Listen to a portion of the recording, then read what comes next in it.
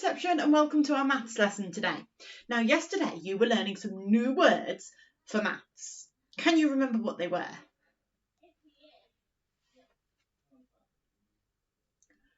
Full and empty. Amazing, well done. Full is when something is full to the top. It could be full of water or full of berries like the video we watched.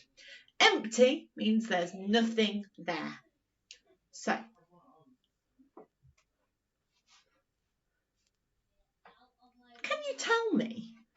what can you tell me about this glass?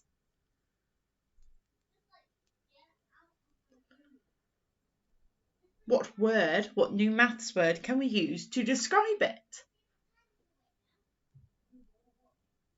Empty. Super, well done. My turn, empty. Your turn? This glass is empty. Listen carefully. What sound does empty start with? Empty. It starts with a Well done. So we need to remember that empty starts with the sound for our task later on, okay?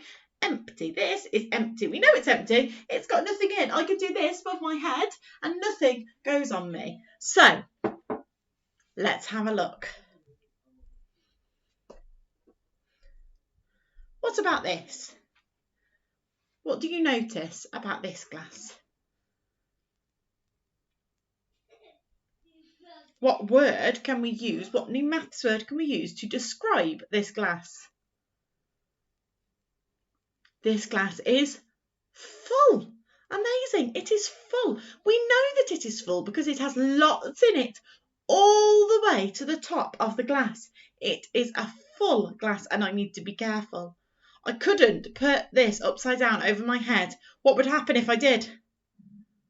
I'd get really messy and really wet, wouldn't I? So this is a full glass. What sound does full start with? Full. It does. It starts with a f. Well done. Full. So we've got a full glass and an empty glass.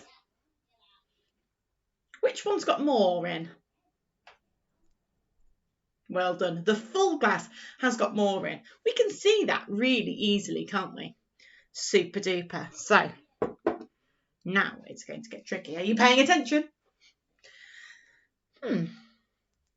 What about this one?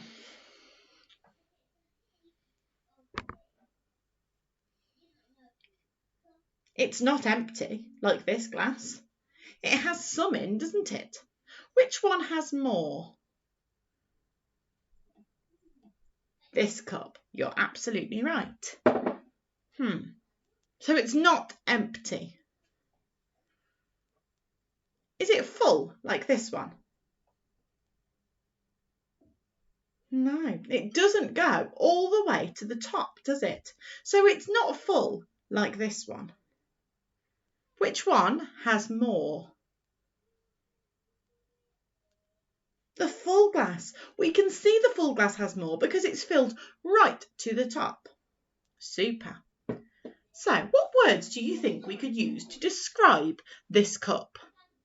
We need to use our new special maths word. So, we're going to call it half full.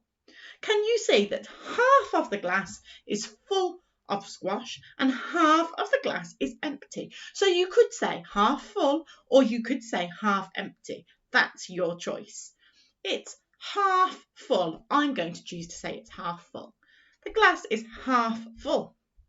My turn, half full. Your turn? Super. This one is empty. This one is half full. And this one is full. Amazing job. Half full. What sound can you hear at the beginning of half? Half. Amazing, well done. Remember that for our task later on. Okay, ready for it to get really tricky. We now know empty, half full and full. Should we do some actions for those? We've got empty. There's nothing in the cup when it's empty. Half full, it goes halfway up. It goes to the middle, doesn't it? That's what half means, to the middle. And full, all the way to the top. So we know empty, half full, and full. What about this one then? It's not half full. It doesn't go to the middle, does it? It's not empty. It's got some in. I couldn't put this above my head, could I? I'd get wet. So, what words do you think we could use to describe how much squash is in this cup?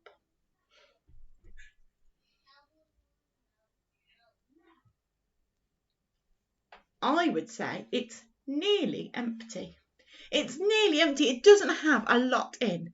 If I took one big gulp, it would be empty. So it's very nearly empty, isn't it? There is only a little bit. My turn, nearly empty. Your turn? Nearly empty.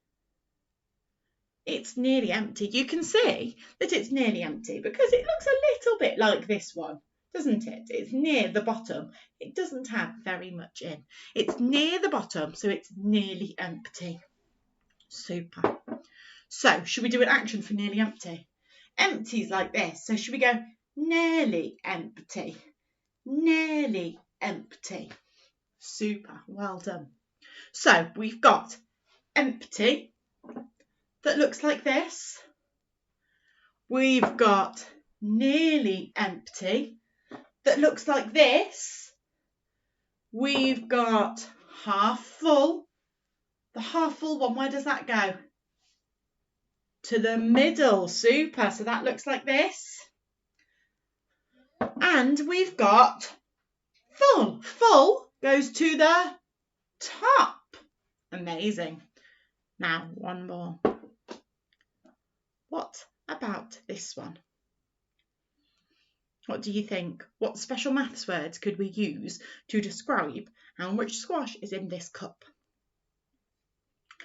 It's not empty, but it's not full either, is it?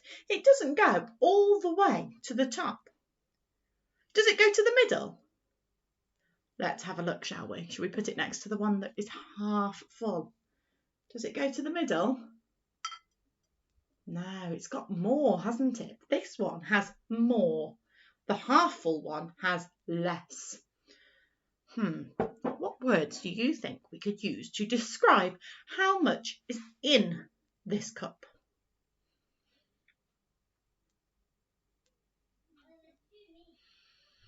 It's nearly full. Amazing if you had a good go at that. Amazing. It's nearly full.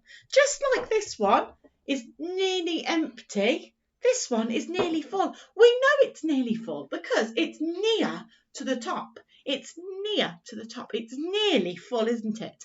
The full one goes all the way to the top and the nearly full is near to the top. Shall we do an action for nearly full? So when it was nearly empty, we did it like this, didn't we? So should we do that for nearly again? It's nearly full. Full goes right to the top, but nearly full is near the top. Okay, your turn.